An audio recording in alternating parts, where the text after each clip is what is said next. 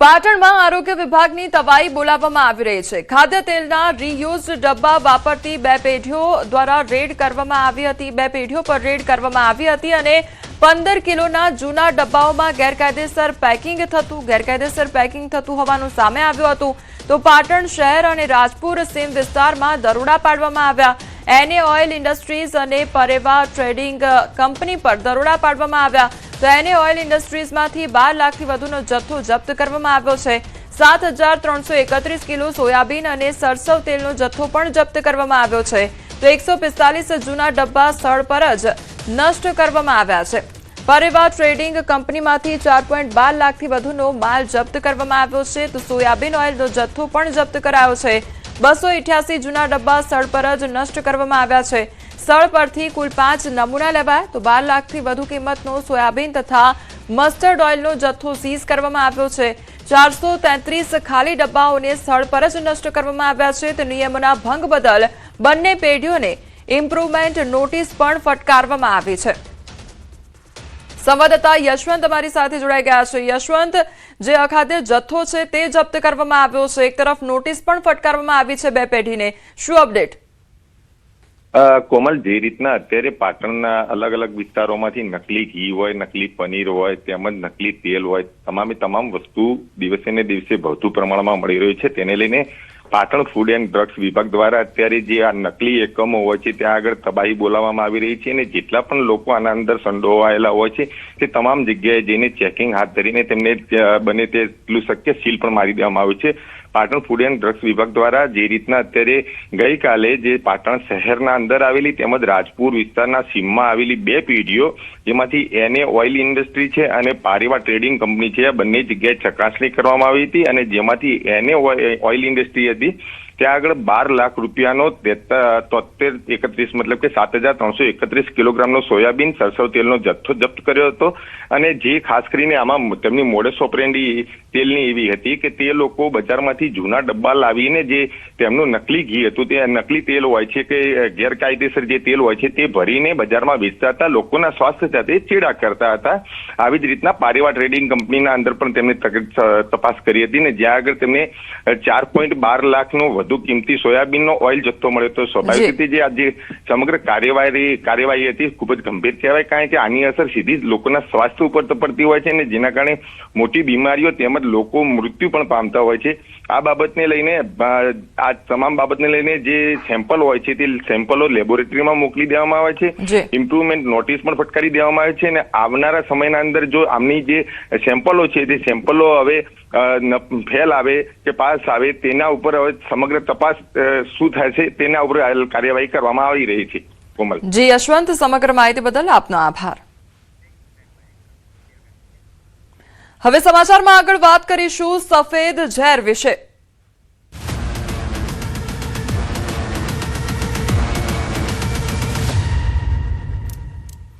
Analogue paneer પર પ્રતિબંધ બાદ કાર્યવાહી કરવામાં આવી રહી છે। સુરતમાં આરોગ્ય વિભાગની તાબડતોબ કાર્યવાહી હાથ ધરવામાં આવી છે।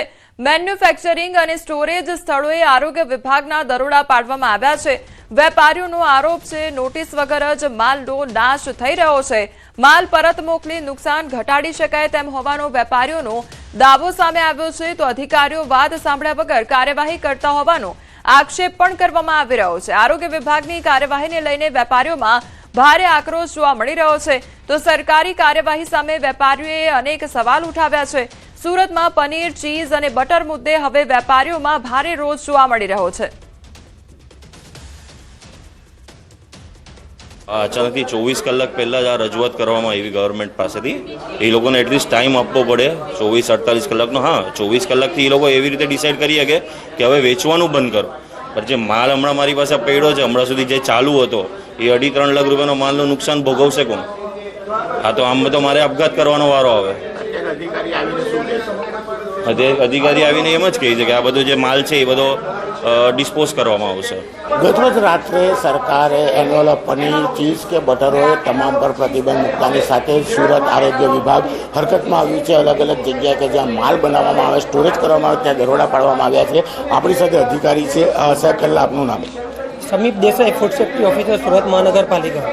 પ્રતિબંધ આવતાની સાથે જ સવારથી જ આરોગ્ય વિભાગ એલર્ટ થઈ ગયું છે, રેડો પાડવાની કામગીરી શરૂ કરી છે. અત્યારે અહીંયા પહોંચ્યા છે, શું સ્થિતિ છે અને આ માલનું શું કરવામાં આવશે?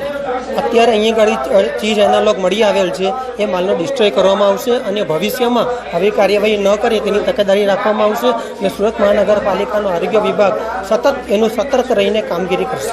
બિલકુલ, અધિકારીએ કીધું એમ કે તમામ વસ્તુને ડિસ્પોઝ કરવામાં આવશે. હું દ્રશ્ય બતાવવાનો પ્રયાસ કરીશ કે કયા પ્રકારની સ્થિતિ છે. આ એનોલો પનીર છે, ચીઝ છે કે ચીઝનો મોટો જથ્થો વેપારીને ત્યાંથી મળી આવ્યો છે અને ખાસ કરીને આ પ્રકારે ચીઝ અને બટરનો જથ્થો મળી આવ્યો છે. વેપારીઓનું કહેવું છે કે સરકારે રાતોરાત નિર્ણય કરતાં તેમની પાસે રહેલો લાખો રૂપિયાનો માલ છે, જો એ વેપારીને રિટર્ન કરી પૈસા મેળવી શકે, પણ અહીંયા તો આરોગ્ય વિભાગ પહોંચ્યું છે અને તાત્કાલિક અસરથી આનો નાશ કરવાનું કહેતા વેપારીઓમાં આક્રોશ જોવા મળી રહ્યો છે. કીર્તેશ પટેલ, ન્યૂઝ 18 ગુજરાતી, સુરત.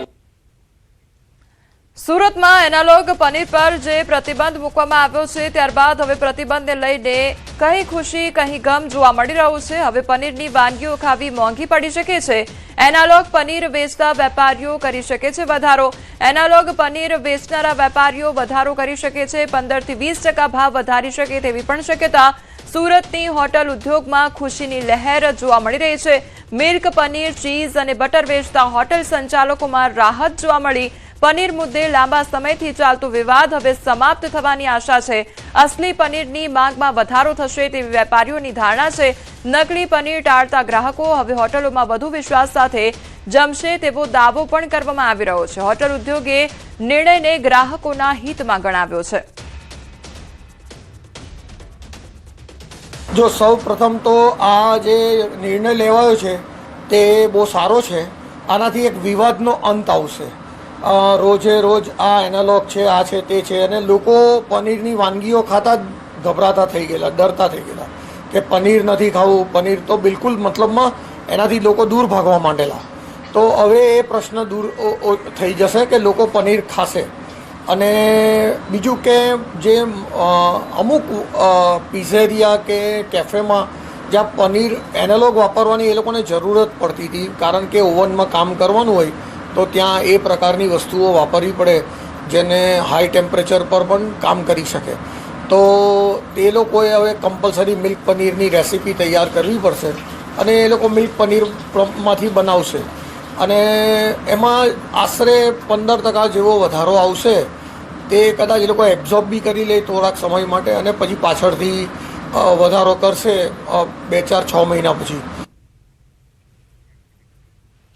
તો રાજકોટમાં ન્યૂઝ 18ના રિયાલિટી ચેકમાં ઘટસ્ફોટ થયો છે. 25 જૂનના રોજ ફૂડ વિભાગે સીલ કરેલું કારખાનું ધમધમતું જોવા મળ્યું છે. લાથી પ્લોટમાં ફોર્ચ્યુન પનીર નામે પેઢી ધમધમતી જોવા મળી હતી.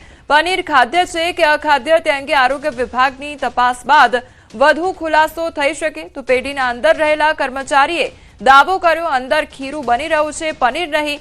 જો કે દૂધના કેન અને અન્ય વસ્તુઓ પરથી પનીર બનતું હોવાની પ્રબળ આશંકા સેવાઈ રહી છે. ત્યારે તપાસ બાદ વધુ વિગત પણ સામે આવી શકે છે. રાજકોટની ફોર્ચ્યુન હોટલ કે જેમને 25 જૂને સીલ મારવામાં આવી હતી, આરોગ્ય વિભાગ દ્વારા સીલ મારવામાં આવી હતી, ત્યાંના દ્રશ્યો જોઈ શકો છો. અત્યારે અંદર જે છે એ પનીર બને છે કે કેમ તેને લઈને પણ અનેક સવાલો ઉઠી રહ્યા છે. કેમ કે 25 જૂને જ્યારે સીલ મારવામાં આવ્યું ત્યારે સ્પષ્ટ રીતે જે કહી શકાય કે અહીંયા જે પનીર બનતું હતું તે એનાલોગ પનીર બનતું હતું ને તેમના પર કોઈ પણ પ્રકારના જે સ્ટીકર નહોતા મારવામાં આવ્યા, એટલા માટે તેમને સીલ મારવામાં આવ્યું હતું. પરંતુ હાલ આ ફરી ધમધમતું થયું છે. આ દ્રશ્યો જોઈ શકો છો કે અંદરના અહીંયા જે છે એક તરફ કેન પણ જોવા મળી રહ્યું છે, અન્ય વસ્તુઓ પણ જોવા મળી રહી છે.